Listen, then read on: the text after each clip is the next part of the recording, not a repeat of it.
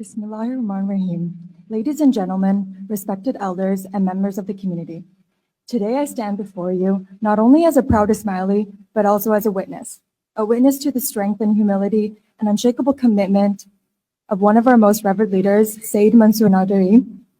I was raised in Toronto, Canada, a world far removed from the mountains and valleys of Afghanistan.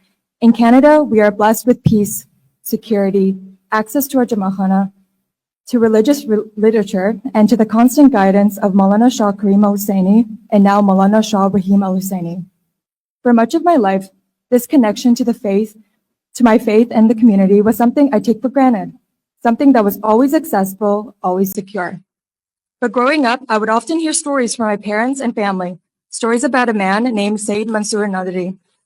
At first, he was a figure in conversation, a name that carried weight and reverence whenever spoken. My family, like many others who fled the turmoil of war, spoke of him not just as a leader, but as a protector, a source of stability in the most unstable times. They spoke of how even in the dark days of war-torn Afghanistan, when just saying Ismaili could put a target on your back, Sayed Mansoor stood strong. It was humbling to walk the same earth as my parents and grandparents once did, and to come face to face with the very man I heard so much growing up. When my family and I met Sayed Mansoor, we were welcomed with such warmth, and genuine hospitality. It wasn't just political or ceremonial, it was personal.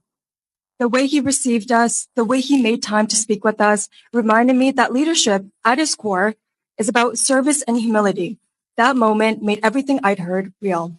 My grandfather, Wakil Abdulali, hosted Sayed Mansoor at his home countless times, not just as a guest, but as a respected elder of the community, as a spiritual leader, and as someone who united hearts across families. Through these dinners and connections, I saw firsthand how one man could bring our people together, not through power, but through integrity. What Sayed Mansoor has done for the Ismaili community in Afghanistan is extraordinary. In the 1980s and 90s, when it was dangerous just to whisper your identity, he was organizing, supporting, and protecting our people.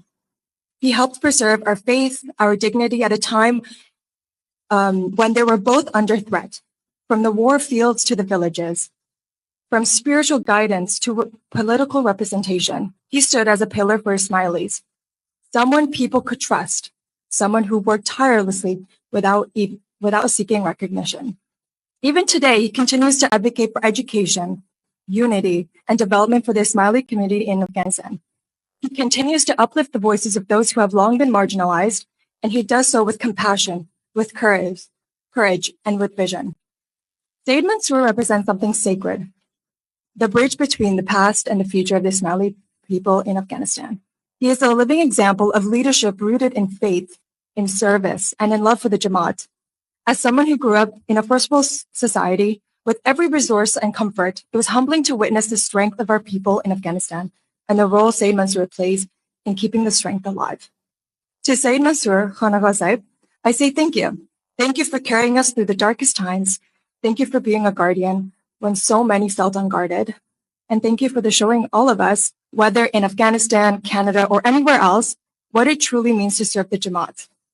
May our community always honor and support your legacy, not just with words, but with unity and continued dedication to our shared future. Thank you.